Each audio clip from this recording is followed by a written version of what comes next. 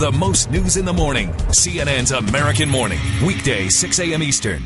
What's your theory behind what's going on here with these sightings? Documents released via the Freedom of Information Act confirm that these types of incidents have occurred going back to 1948. The documents describe saucer-shaped objects whose capabilities are vastly beyond anything that we have, the Russians have. I think the logical explanation is we're dealing with visitors from somewhere else. Regardless, there are a number of cases now. I've interviewed over 120 former or retired Air Force personnel who've talked about UFO incursions at missile sites, at nuclear weapons storage areas.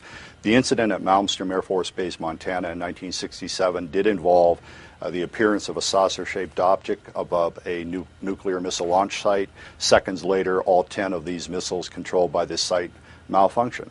And the two officers involved, including former Captain Bob Salas, who was at the press conference on Monday, by the way, testified that he was sworn to secrecy and told never to discuss this.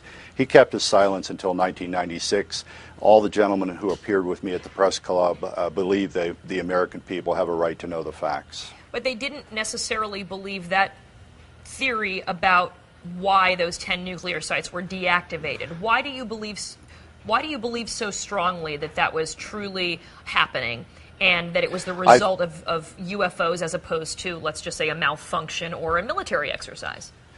Well, what you've just said is not entirely correct. They all agree that there was no technical explanation for what occurred. In fact, the engineering reports from Boeing Corporation stated just that.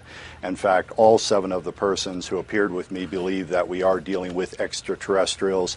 Some of them stated it explicitly at the press conference. What they do not necessarily agree with, three of the 7 agreed with me that these these actions represent a signal being sent.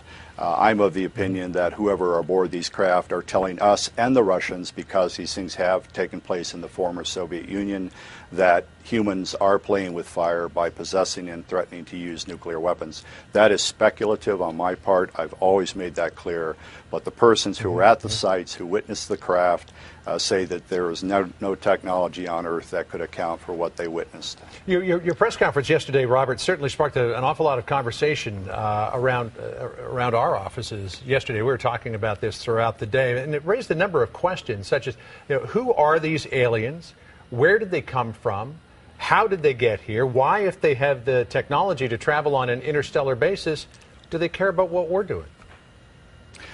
I have a book called UFOs and Nukes. I devote an entire chapter to attempting to answer the questions you've just asked. I think most of the answers to those questions are in the realm of speculation, frankly. We don't know. The people at the Pentagon and the CIA and the Kremlin may know the answers to your questions. However, what I simply point out is that you have countless incidents now, and I've investigated over 100 of them and have over 100 witnesses, indicate that craft of vastly superior capabilities have been monitoring the U.S. nuclear arms program since the 1940s, and on occasion, according to these ex-military personnel, have tampered with the weapons.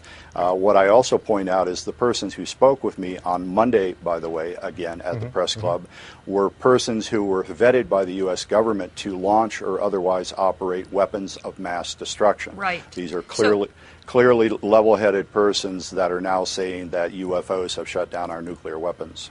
Well, so the question remains then, I mean, this has been the subject of conspiracy theories for decades, as you referred to, the Freedom of Information Act freeing up some of this testimony so that people can read it. What does the government have to gain by blanket denying that we've ever been visited by UFOs?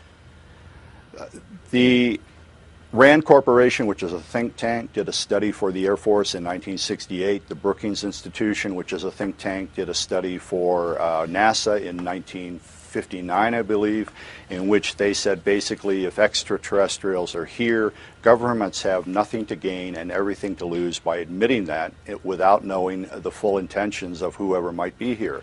Are they hostile? We don't know. Do they intend some nefarious activities toward humankind? We don't know.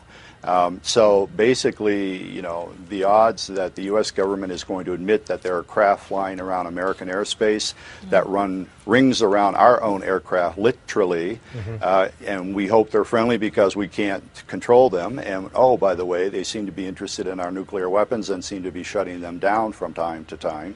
The government has everything to gain by keeping quiet about that.